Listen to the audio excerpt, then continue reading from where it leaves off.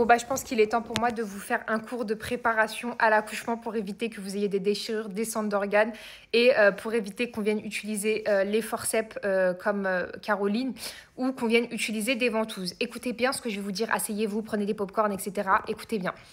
Le premier point que vous devez retenir, c'est qu'il faut absolument que quand le travail a commencé, vous puissiez mobiliser la partie basse de votre dos.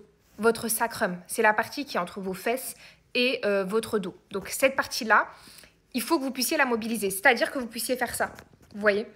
Pourquoi? Parce que il faut, en fait, souvent on pense que le passage du bébé c'est comme ça, comme un toboggan.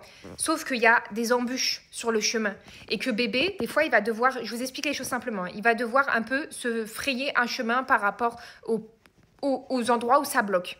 Et le problème, c'est que souvent, quand on est allongé sur le dos, le problème, c'est pas d'être allongé sur le dos, c'est qu'on est allongé sur le dos et qu'on a la péridurale, mais qu'on ne peut pas bouger, on ne peut pas mobiliser le sacrum.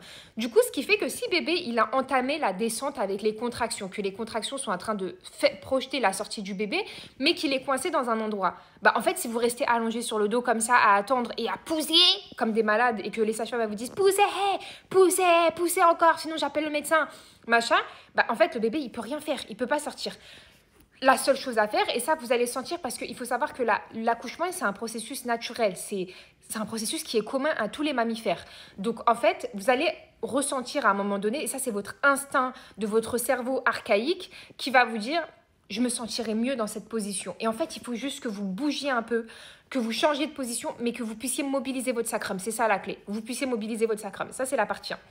Le deuxième point, il faut que vous vous souvenez qu'il y a 2 hormones qui jouent un rôle dans l'accouchement.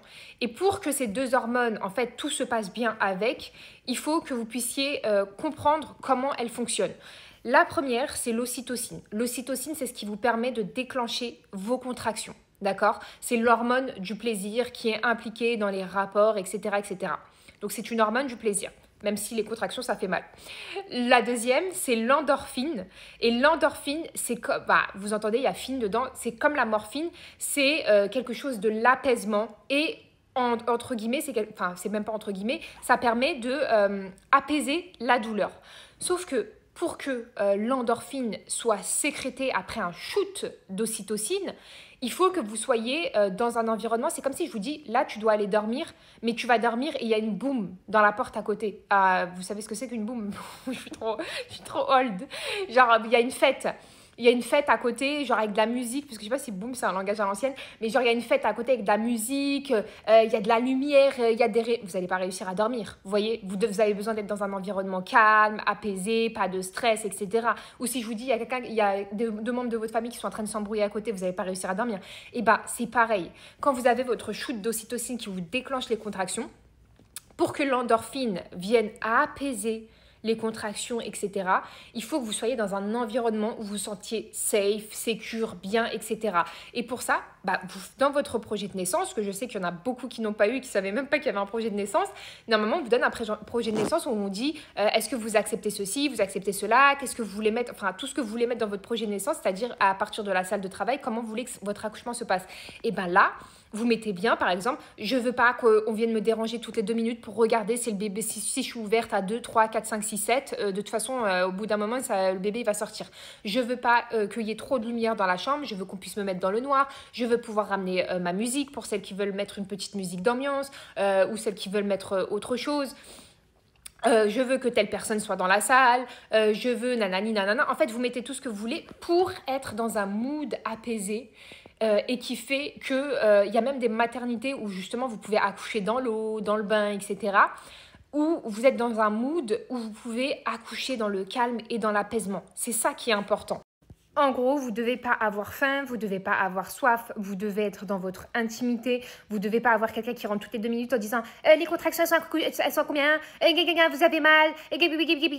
Toutes les 3 secondes, parce que ça va vous faire... En fait, il suffit qu'il y ait une personne stressée qui rentre dans la pièce et en gros, ça va vous stresser vous aussi et du coup, ça va vous faire produire de l'adrénaline inutilement. Et en fait, le problème, c'est que l'adrénaline, il faut qu'elle soit sécrétée au bon moment. Et c'est au moment où, ça y est, c'est le final pour l'accouchement. Et là, je vais finir avec un petit point un peu polémique. Il faut savoir que la péridurale, malheureusement, ou les shoots d'ocytocine qu'on vous met dans les veines, etc., peuvent impacter en fait ce processus naturel, parce que comme c'est artificiel, les shoots d'ocytocine qu'on vous met, et ben ça va pas venir libérer l'endorphine après. Et c'est pour ça qu'il faut que vous réfléchissez bien. C'est pas genre vous arrivez à l'hôpital, vous avez 2-3 contractions, vous dites ah je veux la péridurale tout de suite, alors que vous savez même pas encore si vous allez être capable de gérer ou pas. Faites-vous confiance. Vraiment, la péridurale, prenez-la vraiment si vous sentez que c'est ingérable, sachant qu'il y a un moment où c'est sûr ça va être 9 sur 10, la douleur, voire 10 sur 10. Mais souvent, quand la douleur elle est à 10 sur 10, c'est le moment où bébé va sortir. Donc, en fait, faut... Bon, bref, je ne vais pas vous dire prenez la péridurale, prenez pas la péridurale. Mais en tout cas, soyez avertis que la péridurale, ça peut impacter tout ce processus que je vous ai expliqué avant.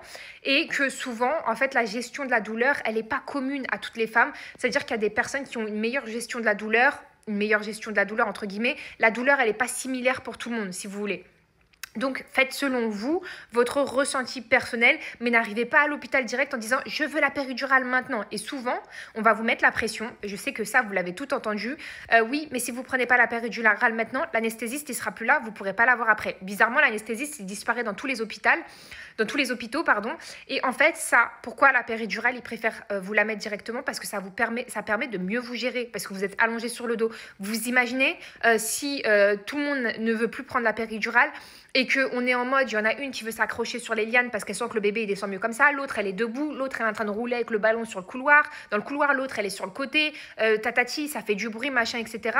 Et en fait c'est plus gérable pour eux de vous mettre la péridurale que directement, que de vous laisser gérer si vous voulez la péridurale ou pas. Et désolé, c'est un peu long, mais vous avez au moins toutes les infos. Et rappelez-vous ce que j'ai dit dans la première vidéo, il faut être en position d'étirement. Quoi qu'il arrive, que vous soyez sur le dos, sur le côté, etc. Il faut que cette partie-là de votre corps, elle soit étirée quand vous accouchez. Surtout pas comme ça. D'accord? Ce qu'on vous fait faire souvent, vous étirez, même si elle vous dit relever le buste, vous étirez et vous poussez. Enfin, normalement, il ne faut pas pousser, vous avez compris, mais si vous devez pousser parce que vous avez la péridurale et qu'on vous dit de pousser, vous poussez quoi qu'il arrive avec le haut du corps étiré vers l'arrière.